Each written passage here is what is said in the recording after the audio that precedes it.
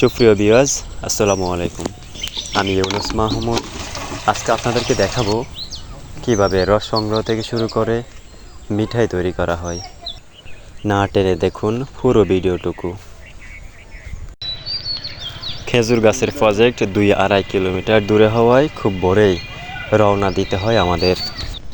বড় একটি কলস নিয়ে পাখির কিচিরমিচির শব্দ এবং নির্জন পথ ধরে এগিয়ে চলি গন্তব্যের পানে। পুরো প্রজেক্ট জুড়ে রয়েছে ছোট বড় অনেকগুলো খেজুর গাছ, যেগুলো থেকে প্রতিনিয়ত রস সংগ্রহ করে থাকি। প্রতিটি গাছ থেকেই গড়ে 2 থেকে 3 লিটার রস পাওয়া যায়, যেগুলো অত্যন্ত মিষ্টি হয়। আমরা খেজুর গাছগুলো থেকে 2 ধাপে রস সংগ্রহ করে থাকি, যার কারণে সকালবেলা রস অনেকটাই কম পড়ে। কুয়াশা মাখা ভোরে এভাবে রস সংগ্রহ করতে এসে আমরা ভিন্ন রকম আনন্দ অনুভব করি। পাখির কিচিরমিচির শব্দ ভোরের এই পরিবেশকে আরও বেশি মুখরিত ও প্রাণবন্ত করে তোলে। প্রজেক্টের 100-এরও বেশি খেজুর গাছ থেকে রস সংগ্রহের জন্য মাত্র 50 থেকে 60টি কাটা হয়ে থাকে। গাছগুলো বেশ ছোট হওয়ায় নিচ থেকে নাগাল পেয়ে থাকি, যার কারণে সহজেই রস সংগ্রহ করতে পারি। আমাদের এইদিকে এখন আর মাটির হাঁড়ির প্রচলন নেই, যার কারণে বেশিরভাগ মানুষই প্লাস্টিকের বোতল ব্যবহার করে থাকে। মাটির হাঁড়ি খুব কমই দেখা যায়। মাটির হাঁড়িতে কয়েকটা সমস্যা আছে, যেগুলো হচ্ছে আমাদের এইদিকে শেয়ালে আক্রমণ করে, যার কারণে হাঁড়িগুলো ভেঙে যায়, মানুষ ক্ষতির সম্মুখীন হয়। কিন্তু প্লাস্টিকের বোতল ব্যবহার করার কারণে এগুলো শেয়াল ভাঙতে পারে না, অনেকটাই সেফ। যার কারণে বেশিরভাগ মানুষ এখন প্লাস্টিকের বোতল ব্যবহার করে যাচ্ছে। রসগুলো পরিষ্কার করার জন্য কলসের মুখে আমরা নেট ব্যবহার করে থাকি, যাতে ময়লাগুলো রসের সাথে না মিশে। প্রজেক্টের কিছু খেজুর গাছ আছে যেগুলো আকারে কিছুটা বড়, যেগুলোতে উঠে তারপর রস সংগ্রহ করা লাগে। ছোট গাছগুলোর তুলনায় বড় খেজুর গাছে রস তুলনামূলকভাবে বেশি পড়ে।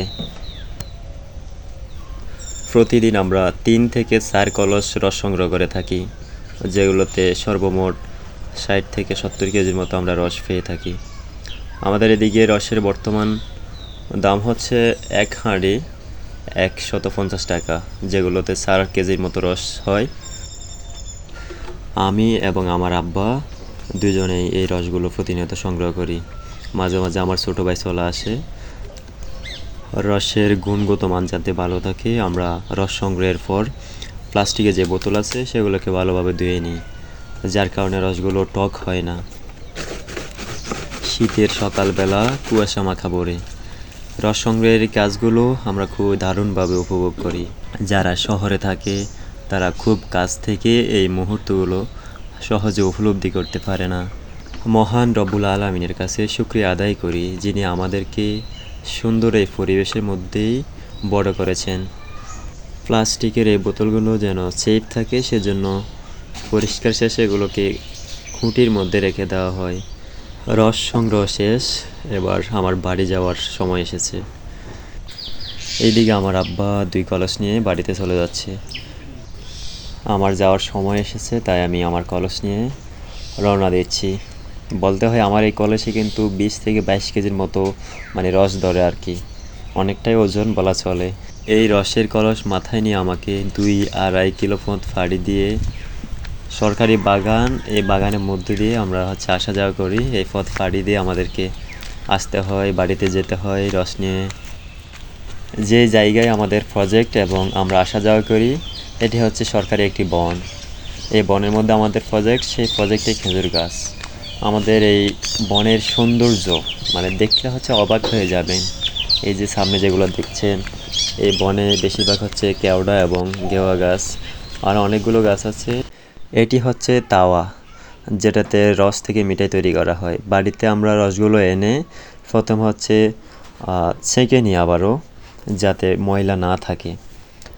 এই রসগুলো ছাঁকনের মধ্য দিয়ে আরও বেশি করে পরিষ্কার হয়, যার কারণে রস থেকে আমরা ভালো মিঠাই পাই। আমার ছোটো ভাই বোন, আমার আব্বু আম্মু সবাই মিলে এই কাজগুলো করে। আসলে আমাদের পরিবারের সবাই এই কাজগুলো করে আলাদা একটা আনন্দ অনুভব করে। রসগুলো ছাঁকন শেষ হলে আমরা তাওয়ায় আগুন দিই আর কি। আগুন দেওয়ার পর এটাকে আস্তে আস্তে লাকড়ি দিয়ে জাল দেওয়া হয়, উত্তপ্ত করা হয়। আসলে দেখতে অনেকেই দেখছেন কিনা জানি না, অনেকে হয়তো প্রথম দেখে থাকবেন।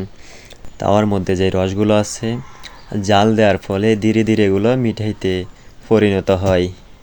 এভাবে মিঠাই তৈরি করতে আমাদের প্রচুর লাকড়ির প্রয়োজন হয়। অনেকক্ষণ প্রায় 2 থেকে 3 ঘন্টা জাল দেওয়ার ফলে রসগুলো থেকে ধীরে ধীরে মিঠাই আরও ঘনীভূত হয়। এভাবে তাওয়ায় এবং মাটির চুলায় লাকড়ি দিয়ে যারা মিঠাই তৈরি করে তাদের মিঠাইগুলো অনেক ভালো হয়। একেবারে লাল টকটকে সরিষার তেলের মতো আপনারা দেখতে পাচ্ছেন। অনেকে আছে মানে গাছের পাতা দিয়ে তৈরি করে, যেগুলো মিঠাই সুবিধা হয় না।